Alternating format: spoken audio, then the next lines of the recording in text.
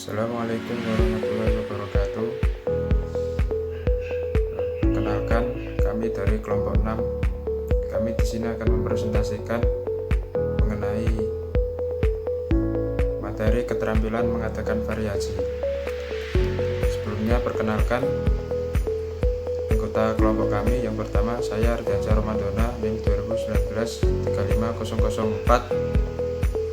Dua ada Ira Nur Azizah, NIM 2019 35025. Tiga ada Ulil Huda, NIM 2019 35026. Untuk subbab materinya, yang pertama ada pengertian variasi, kedua ada tujuan variasi pembelajaran, yang ketiga ada manfaat variasi pembelajaran, keempat ada prinsip keterampilan mengadakan variasi, yang kelima ada komponen keterampilan mengadakan variasi, dan yang keenam ada kelebihan dan kelemahan variasi pembelajaran. Pertama, pengertian variasi. Pengertian variasi yang pertama menurut Alma tahun 2009 membuat variasi adalah suatu hal yang sangat penting dalam perilaku keterampilan mengajar. Yang dimaksud dengan variasi dalam hal ini adalah menggunakan berbagai metode gaya mengajar, misalnya variasi dalam menggunakan sumber bahan pelajaran media pengajaran, variasi dalam bentuk interaksi antara guru dan murid. Kemudian menurut Wulyasa pada tahun 2013, variasi merupakan keterampilan yang harus dikuasai guru dalam pembelajaran untuk mengatasi kebosanan peserta didik agar selalu antusias, tekun, dan penuh partisipasi. Menurut Majid pada tahun 2014, variasi stimulus adalah kegiatan proses interaksi belajar mengajar yang ditujukan untuk mengatasi kebosanan siswa, sehingga dalam situasi belajar mengajar, siswa senantiasa menunjukkan ketekunan serta penuh partisipasi. Sedangkan menurut Wardani pada tahun 2005, variasi dalam kegiatan pembelajaran adalah perubahan dalam proses kegiatan yang bertujuan untuk meningkatkan motivasi siswa serta mengurangi kejenuhan dan kebosanan. Berdasarkan pendapat di atas, dapat disimpulkan bahwa variasi adalah perubahan dalam proses kegiatan pembelajaran yang ditujukan untuk mengatasi kebosanan siswa dan meningkatkan semangat siswa dalam belajar dan meningkatkan perhatian siswa, sehingga siswa dapat aktif dan turut berpartisipasi dalam pembelajarannya. Yang kedua, ada tujuan variasi pembelajaran. Tujuan variasi pembelajaran yaitu tujuan utama guru mengadakan variasi dalam kegiatan pembelajaran untuk mengurangi kebosanan siswa, sehingga perhatian mereka terpusat pada pembelajaran. Tujuan penggunaan variasi ditujukan kepada anak didik dan bermaksud: pertama, meningkatkan dan memelihara anak didik terhadap relevansi proses belajar mengajar. Kedua, memberi kesempatan berfungsinya motivasi dan rasa ingin tahu melalui eksplorasi dan penyelidikan terhadap situasi yang baru. Yang ketiga, membentuk sikap positif terhadap guru dan sekolah melalui penyajian gaya mengajar yang bersemangat dan antusias, sehingga meningkatkan iklim belajar siswa. Yang keempat, memberi pilihan dan fasilitas dalam belajar individual. Dan yang kelima, mendorong anak didik untuk belajar dengan melibatkannya dalam berbagai pengalaman yang menarik pada berbagai tingkat kognitif. Yang ketiga, manfaat variasi pembelajaran. Mengajar menuntut guru untuk bekerja demi keberhasilan anak didiknya, sehingga kemajuan murid menjadi titik perhatian guru. Rasulullah Shallallahu Alaihi Wasallam menerapkan pengajaran yang sangat memperhatikan perkembangan siswa atau sahabatnya, agar mereka tidak merasa jemu dan dalam belajar. Tersirat dalam hadis yang diriwayatkan dari Ibnu Mas'ud berkata, Nabi Shallallahu Alaihi Wasallam berselang-seling dalam memberikan pelajaran agar terhindar dari kebosanan. Jika dilihat dari hadis di atas, variasi gaya mengajar sudah ada sejak zaman Nabi Shallallahu Alaihi Wasallam. Sedangkan manfaat dari variasi tersebut menurut Uzair Usman adalah: pertama, untuk menimbulkan dan meningkatkan perhatian siswa kepada aspek-aspek belajar yang relevan. Yang kedua, untuk memberikan kesempatan bagi perkembangan bakat ingin tahu dan ingin menyelidiki siswa tentang hal-hal baru. Yang ketiga, untuk memupuk dan membentuk tingkah laku yang positif terhadap guru dan sekolah dengan berbagai gaya mengajar yang lebih hidup dan lingkungan belajar yang baik. Yang keempat, guna memberi kesempatan kepada siswa untuk memperoleh cara menerima pelajaran yang disenanginya. Menurut Hasibuan dan Mujiono pada tahun 1988, manfaat diterapkannya variasi dalam mengajar oleh guru bagi siswa adalah sebagai berikut. Pertama, memelihara dan meningkatkan perhatian siswa terhadap hal-hal yang berkaitan dengan aspek belajar. Kedua, meningkatkan kemungkinan berfungsinya motivasi atau rasa ingin tahu siswa melalui kegiatan investigasi dan eksplorasi atau kegiatan penelitian dan penjelajahan. Ketiga, membentuk sikap positif terhadap guru dan sekolah. Keempat, kemungkinan dilayaninya siswa secara individual sehingga memberi kemudahan belajar. Yang keempat, mendorong aktivitas belajar dengan cara melibatkan siswa dengan berbagai kegiatan atau pengalaman belajar yang menarik dan berguna dalam berbagai tingkat kognitif. Selanjutnya akan dijelaskan oleh rekan saya, Tira Nur Azizah.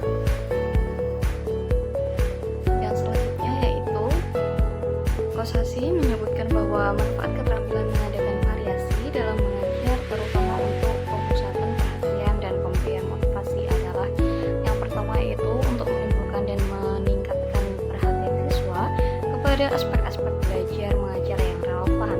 Kedua, untuk memberikan kesempatan berkembangnya bakat ingin mengetahui dan menyelidiki dari siswa tentang hal-hal baru, untuk memupuk tingkah laku yang positif terhadap guru dan sekolah dengan berbagai cara mengajar yang lebih hidup dan lingkungan belajar yang lebih baik. Yang keempat, untuk memberi kesempatan kepada siswa mendapatkan cara menerima pelajaran yang disenangi.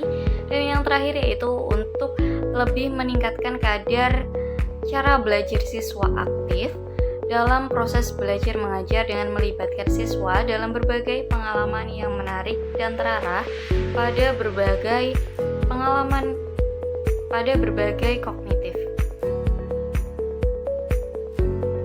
Jadi dapat disimpulkan bahwa manfaat mengadakan variasi dalam proses pembelajaran adalah yang pertama, minat dan perhatian peserta didik terhadap proses pembelajaran akan tumbuh dan berkembang.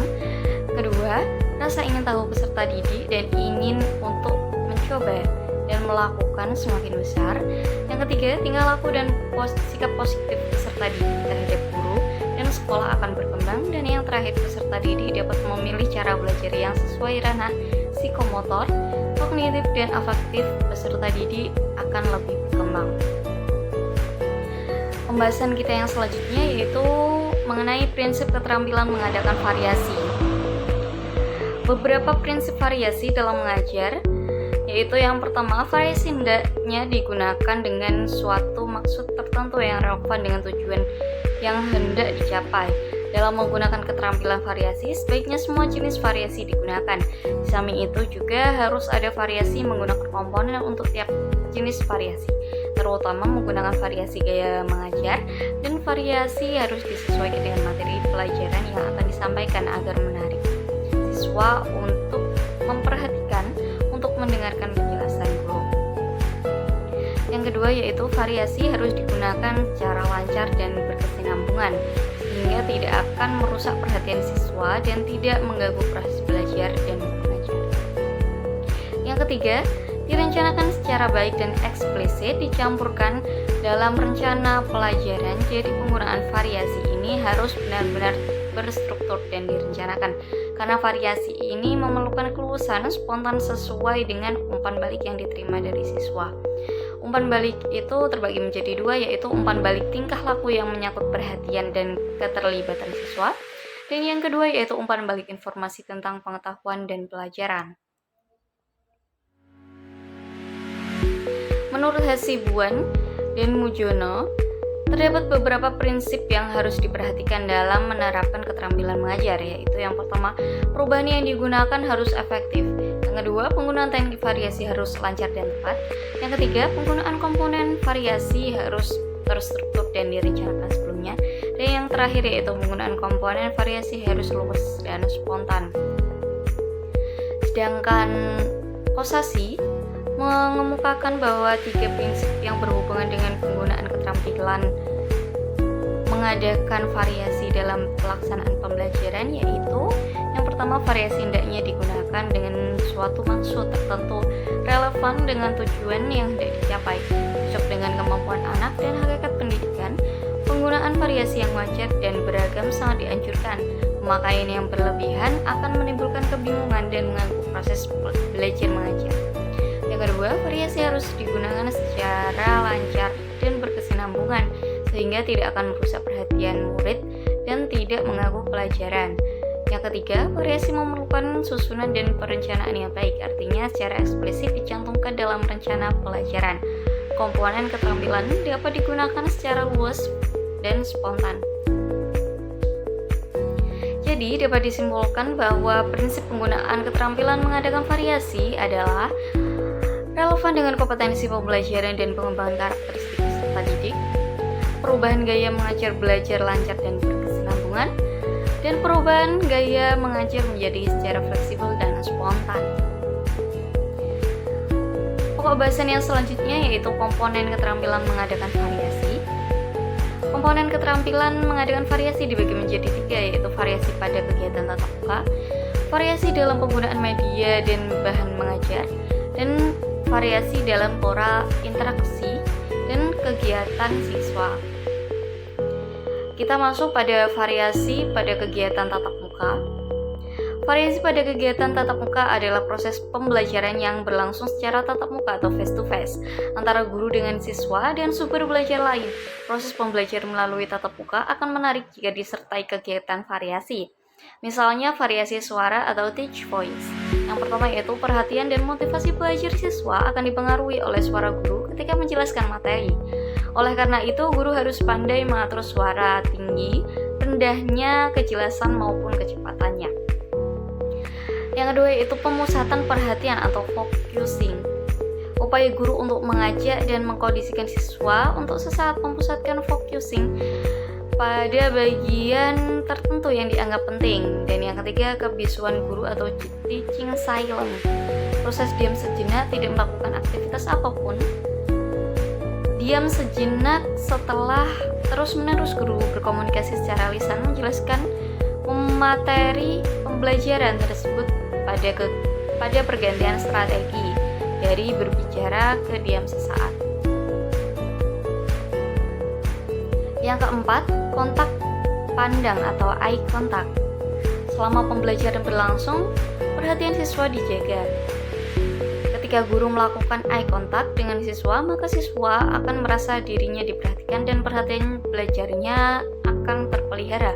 Hal ini dapat mengurangi kegiatan-kegiatan yang menyimpang dan mengganggu proses pembelajaran atau indisiplin. Dan yang terakhir yaitu gerak guru atau teaching movement. Perpindahan guru dari satu posisi ke posisi lain maupun perpindahan gaya mengajar dari satu gaya ke gaya yang lain ketika dalam proses pembelajaran guru hanya duduk terus di kursi guru. Maka tidak akan tercipta variasi tempat dan berdampak kurang baik dalam proses pembelajaran. Jadi diperlukan waktu yang tepat kapan harus berdiri, duduk, maupun berjalan dari suatu tempat ke tempat yang lain. Hal ini juga berlaku untuk gerak tubuh lainnya seperti raut muka dan anggota badan lain. Materi yang selanjutnya akan dijelaskan oleh rekan saya Uluda. Selanjutnya, variasi dalam penggunaan media dan bahan-bahan pengajaran. Jadi variasi ini ada 3, yaitu variasi alat dan bahan yang dilihat, variasi alat dan bahan yang dapat didengar, dan variasi alat dan bahan yang dapat dirapat dan dimanipulasi.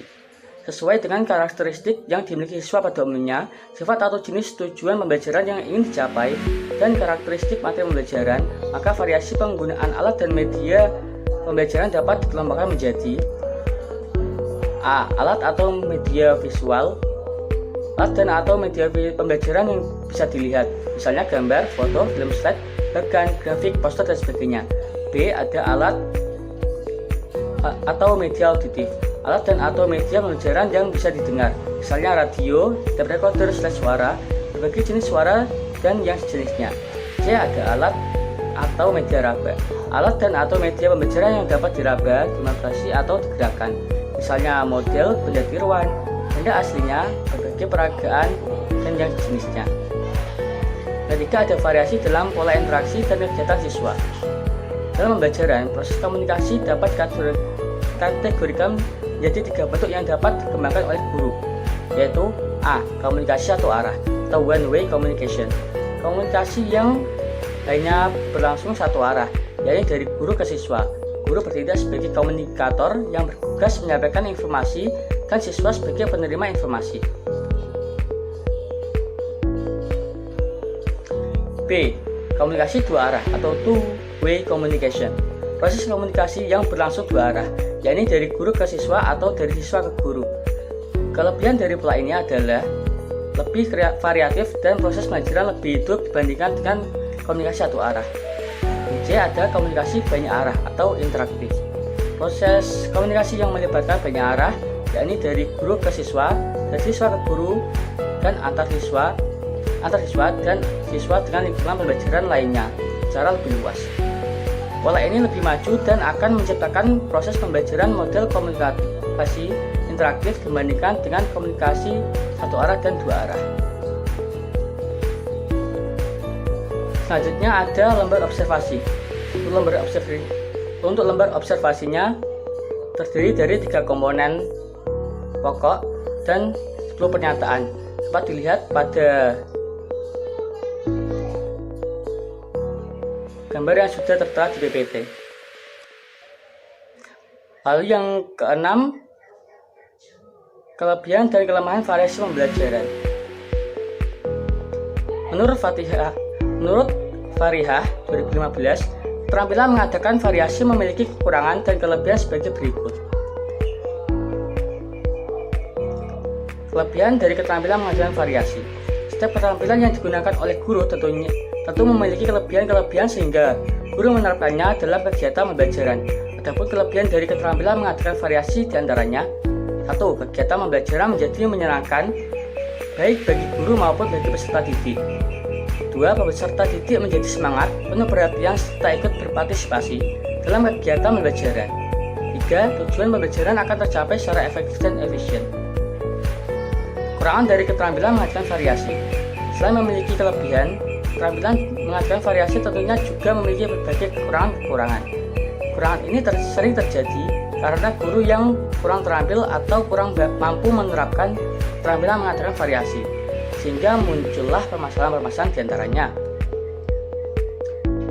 Yang pertama, apabila guru salah atau keliru dalam mengadakan variasi yang dilakukannya, maka peserta didik juga akan salah penafsirannya dari pesan yang ingin disampaikan oleh guru. Yang kedua, apabila guru berlebih-lebihan dalam mengadakan variasi, maka pelajaran akan terganggu dan tujuan pembelajaran pun tidak dapat tercapai secara efektif dan efisien. C. Tidak semua siswa dapat menerima variasi yang diberikan oleh guru, sehingga kadang siswa malah bingung dengan adanya variasi. Sekian presentasi dari kelompok kami, kurang lebihnya mohon maaf. Terima kasih. Wassalamualaikum warahmatullahi wabarakatuh.